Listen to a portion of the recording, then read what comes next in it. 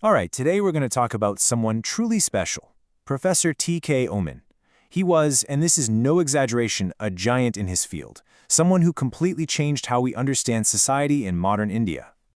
You know, you don't often hear someone called an architect of an entire academic field, right? But that's exactly what he was. And that word architect, it just perfectly captures his contribution. He wasn't just studying sociology. No, he was actually building its modern framework in India. So that begs the question, right? What does it actually take to build a whole field of study? I mean, what's the blueprint? What are the building blocks? That's what we're going to dig into. The core ideas and the major works that really laid the foundation for everything he did. Okay, so first things first, let's talk about the man himself.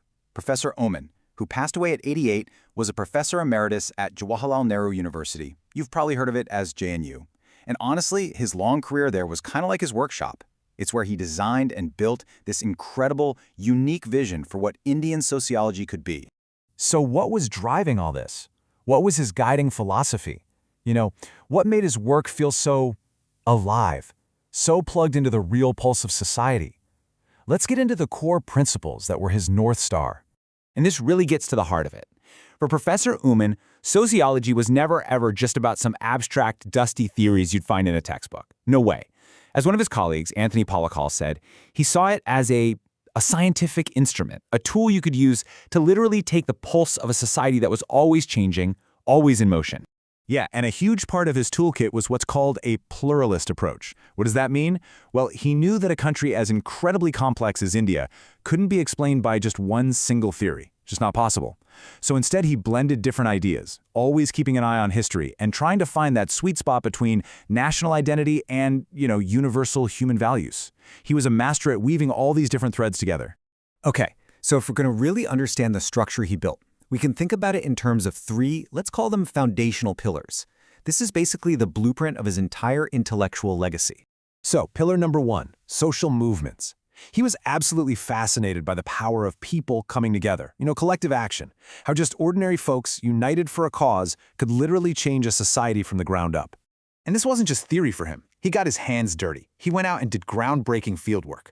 His study of the Bhoodan movement, which was this amazing voluntary movement where rich landowners gave land to people who had none, that study was a total game changer. It got him a ton of attention and really proved the power of nonviolent grassroots change. All right, pillar number two. This one builds on that focus on everyday people. It's the sociology of occupation. Basically, he turned his lens to the jobs and professions that make society tick, especially the ones we tend to overlook. And this is such a perfect example of his whole philosophy. Get this, his 1978 study of the nursing profession was, well, it was revolutionary.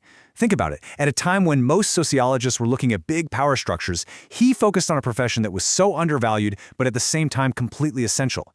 His big insight was that if you really understand the challenges nurses face, you can actually see the hidden biases of an entire society. It was all about showing the dignity in the work we so often take for granted. Now for pillar number three. This one's maybe the most complex. It's all about that tangled web between the state, its citizens, security, and the hard reality of social conflict.